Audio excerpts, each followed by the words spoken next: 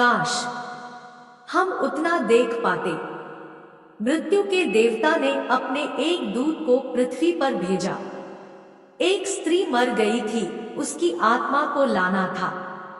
देवदूत आया लेकिन चिंता में पड़ गया, क्योंकि तीन छोटी छोटी जुड़वा लड़कियां एक अभी भी उस मृत स्त्री से लगी हुई चीख रही है, पुकार रही है। एक रोते रोते सो गई है, उसके आंसू उसकी आंखों के पास सूख गए हैं, और स्त्री मर गई है और कोई देखने वाला भी नहीं है।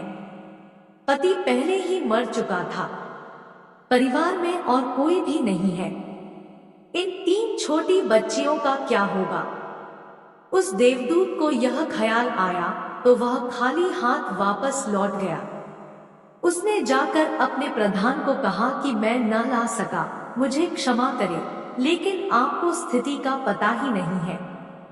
तीन जुड़वा बच्चियां हैं, छोटी छोटी, दूध पीती। एक अभी भी मृत से लगी है, एक रोते रोते सो गई है, दूसरी अभी चीख पुकार रही है। मेरा हृदय ला न सका। क्या यह नहीं हो सकता कि इस स्त्री को कुछ दिन और जीवन के दे दिए जाए? कम से कम लड़कियां थोड़ी बड़ी हो जाएं और कोई देखने वाला नहीं है। मृत्यु के देवता ने कहा, तो इसका मतलब तू मुझसे ज्यादा समझदार हो गया है। क्या तुम्हारी मर्जी से मौत होती है? क्या तुम्हारी मर्जी से जीवन होता है? तो तुमने पहला पाप कर दिया और इसकी तुझे सजा मिलेगी। सजा यह है कि तुझे पृथ्वी पर जाना पड़ेगा, और जब तक तुम अपनी मूर्खता पर 3 बार हंस नहीं लेगा, तब तक वापस नहीं आ सकेगा। इसे थोड़ा समझना।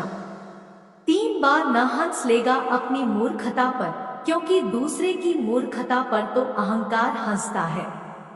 जब तुम अपनी मूर्खता पर हंसते हो तब अहंकार टूटता है। देवदूत ने बुरा नहीं माना, वह दंड भोगने को राजी हो गया, लेकिन फिर भी उसे लगा कि सही तो मैं ही हूं और हंसने का मौका कैसे आएगा। उसे पृथ्वी पर भेज दिया गया। सर्दियों के दिन करीब आ रहे थे। एक जूता कारीगर अपने बच्चों के लिए कोट और कंबल खरीदने शहर गया था, कुछ रुपए इकट्ठे करके। जब वह शहर जा रहा था तो उसने राह के किनारे एक नंगे आदमी को पड़े हुए ठिठुरते हुए देखा। यह नंगा आदमी वही देवदूत है जो पृथ्वी पर फेंक दिया गया था। उस कारीगर को दया आ गई।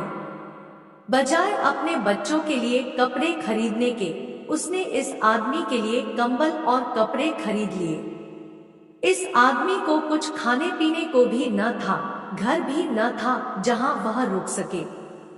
तो कारीगर ने कहा कि अब तुम मेरे साथ ही आ जाओ, लेकिन अगर मेरी पत्नी नाराज हो, जो कि वह निश्चित होगी, क्योंकि बच्चों के लिए कपड़े खरीदने गया था, वह पैसे तो खर्च हो गए, वह अगर नाराज हो, चिल्लाए, तो तुम परेशान मत होना, थोड़े दिन में सब ठीक हो जाएगा। जैसे ही देवदूत को लेकर कारीगर घर में पहुंचा, पत्नी बहुत नाराज हुई, बहुत चीखी चिल्लाई और देवदूत पहली दफा हंसा। कारीगर ने उससे कहा, हंसते क्यों हो, क्या बात है? उसने कहा, मैं जब तक 3 बार हंस न लूंगा तब तक बता नहीं सकूंगा। देवदूत हंसा पहली बार, क्योंकि उसने देखा कि इस पत्नी को पता ही नहीं है कि कारीगर देवदूत को घर में ले आया है, जिसके आते ही घर में हजारों खुशियां आ जाएंगी। लेकिन आदमी देख ही कितनी दूर तक सकता है। पत्नी तो इतना ही देख पा रही है कि एक कंबल और बच्चों के कपड़े नहीं बने। जो खो गया है वह देख पा रही है, जो मिला है उसका उसे अंदाज ही नहीं है। मुफ्त में घर में देवदूत आ गया है। देवदूत उस कारीगर के घर काम करने लगा। क्योंकि वह देवदूत था, इसलिए वह जल्दी ही 7 दिन में ही उसने जूता कारीगर का सब काम सीख लिया, और उसके जूते इतने प्रसिद्ध हो गए कि कारीगर महीनों के भीतर धनी होने लगा। आधा साल होते होते तो उसकी ख्याति सारे लोक में पहुंच गई कि उस जैसा जूते बनाने वाला कोई भी नहीं, क्योंकि वह जूते देवदूत बनाता था। सम्राटों के जूते वहां बनने लगे। धन अपरंपार बरसने लगा। एक दिन सम्राट का आदमी आया और उसने कहा कि यह चमड़ा बहुत कीमती है, आसानी से मिलता नहीं, कोई भूल चूक नहीं करना। जूते ठीक इस तरह के बनने हैं, और ध्यान रखना जूते बनाने हैं, स्लीपर नहीं। क्योंकि इस देश में जब कोई आदमी मर जाता है तब उसको स्लीपर पहनाकर मरघट तक लेकर जाते हैं। कारीगर ने भी देवदूत को कहा कि स्लीपर मत बना देना, जूते बनाने हैं, स्पष्ट आज्ञा है, और चमड़ा इतना ही है। अगर गड़बड़ हो गई तो हम मुसीबत में फंसेंगे। लेकिन फिर भी देवदूत ने स्लीपर ही बनाए। जब कारीगर ने देखे कि स्लीपर बने हैं तो वह क्रोध से आग बबूला हो गया। वह लकड़ी उठाकर उसको मारने को तैयार हो गया कि तुम मुझे फांसी लगवा दोगे, और तुझे बार बार कहा था कि स्लीपर नहीं बनाने हैं, फिर स्लीपर किस लिए बनाए? तभी सम्राट के घर से एक आदमी भागा हुआ आया। उसने कहा, जूते मत बनाना, स्लीपर बनाना, सम्राट की मृत्यु हो गई है। भविष्य अज्ञात है, सिवाय उसके और किसी को ज्ञात नहीं, और आदमी तो अतीत के आधार पर निर्णय लेता है। सम्राट जिंदा था तो जूते चाहिए थे, मर गया तो स्लीपर चाहिए। तब वह कारीगर उसके पैर पकड़कर माफी मांगने लगा कि मुझे माफ कर दे, मैंने तुझे मारा। पर उसने कहा, कोई हर्ज नहीं, मैं अपना दंड भोग रहा हूं। लेकिन वह आज दोबारा हंसा। कारीगर ने फिर पूछा कि हंसी का कारण? उसने कहा कि मैं जब तक 3 बार हंस न लूंगा तब तक नहीं बता सकूंगा। दोबारा हंसा इसलिए कि भविष्य हमें ज्ञात नहीं है, इसलिए हम इच्छा रखते हैं जो कि व्यर्थ है। हम इच्छा करते हैं जो कभी पूरी न होगी। हम मांगते हैं जो कभी नहीं होगा, क्योंकि कुछ और ही घटना तय है।